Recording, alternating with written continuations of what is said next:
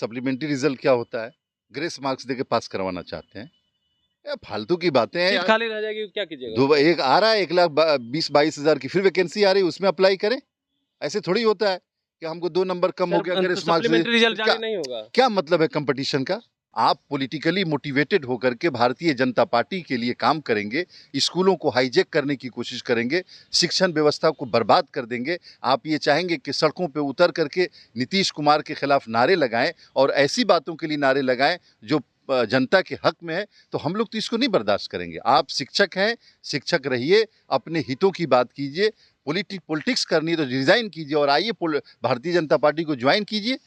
शिक्षक तो गुरु होता है, भगवान होता है, और उसके लिए टाइम की कोई पाबंदी होती है क्या?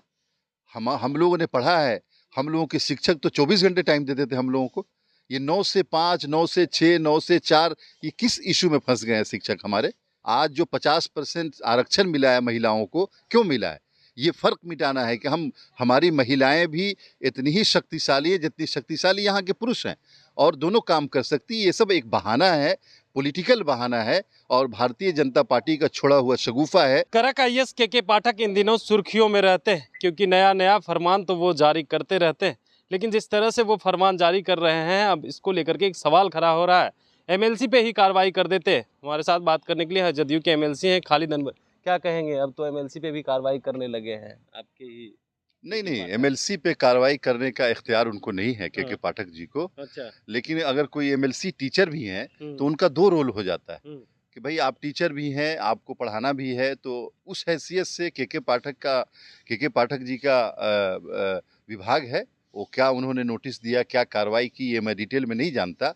लेकिन के पाठक जी के कार्रवाई को ये बिल्कुल नहीं समझना चाहिए कि किसी के खिलाफ जा रहा है।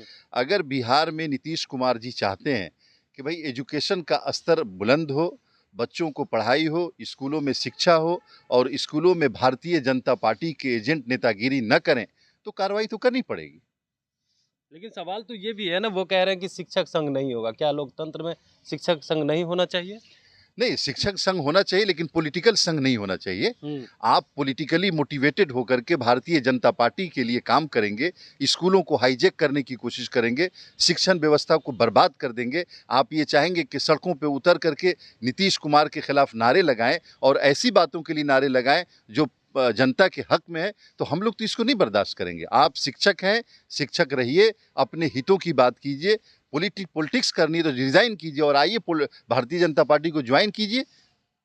लेकिन एक सवाल और है कि जिस तरह से इन दिनों एक फरमान जारी किए 9 से 5 स्कूल, लेकिन सवाल यह है कि दूर दराज जो शिक्षिका है वो जाती है, जाने आने में काफ़ी परेशानी हो रहा है। तो क्या टाइम टेबल में बदलाव नहीं हो सकता? अगर उनके साथ कुछ हो जाता है तो के पाठक या सरकार जिम्मेवार होगी क्या?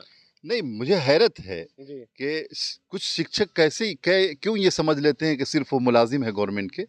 शिक्षक तो गुरु होता है, भगवान होता है, और उसके लिए टाइम की कोई पाबंदी होती है क्या? हम लोगों ने पढ़ा है, हम लोगों के शिक्षक तो 24 घंटे टाइम देते थे हम लोगों को। ये 9 से 5, 9 से 6, 9 से 4, ये किस इशू में फंस गए हैं शिक्षक हमारे? हमारे शिक्षक बिहार दूर दराज जाते हैं शिक्षिका, उनके साथ दिक्कत हो सकता है। पुरुष तो ठीक है, लेकिन जो महिला है वो शिक्षक, उनके साथ तो दिक्कत हो नहीं, सकती है। पुरुष और महिला में क्या फर्क है? नीतीश कुमार जी ने इसी फर्क को तो मिटाया है। आज जो 50% आरक्षण मिला है महिलाओं को, क्यों मिला है?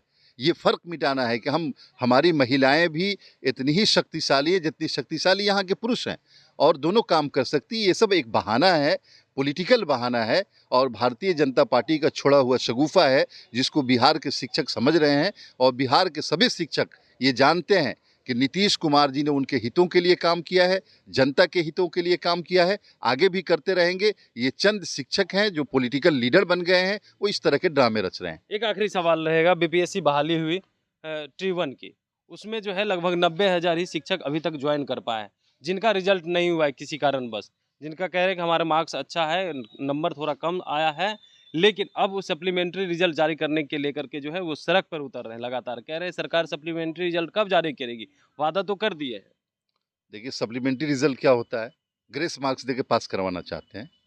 ये फालतू की बातें हैं सीट यार। खाली रह जाएगी, क्या कीजिएगा उसका? एक आ रहा है 1,20,22,000 की फिर वैकेंसी आ रही है, उसमें अप्लाई करें। ऐसे थोड़ी होता है कि हमको 2 नंबर कम हो गया ग्रेस मार्क्स से। सप्लीमेंट्री रिजल्ट जारी नहीं होगा? क्या मतलब है कंपटीशन का? ये क्या सप्लीमेंट्री क्या होता है? ग्रेस मार्क्स क्या होता है? ये सब फालतू की बातों में न पड़ें, और जो लोग रह गए वो दोबारा दें, तिबारा दें, उनको एकोमोडेट करेगी गवर्नमेंट, हमको यकीन है, और उनको अच्छा मार्क्स आएगा। 1,20,000 लोग और अपॉइंट किए जाएंगे, फिर किए जाएंगे, फिर किए जाएंगे। नीतीश कुमार ने रोजगार की फैक्ट्री बना दी है बिहार को। नौजवान बेरोजगार नहीं रहेंगे, सबको नौकरी मिलेगी। चलिए, तो आप सुन रहे थे, हमारे साथ थे जदयू एमएलसी खालिद अनवर, जिन्होंने साफ तौर पे कहा है कि देखिए जिस तरह से सप्लीमेंट्री रिजल्ट की मांग कर रहे हैं, अब वो जारी नहीं होगा, बहाली लगातार आते रहेगी, आप उसमें फॉर्म भर के एग्जाम पास करें और नौकरी पा सकते हैं। Kamlesh Kumar, live Bihar, Patna. Live Bihar YouTube पर सब्सक्राइब और फेसबुक पर लाइक जरूर करें।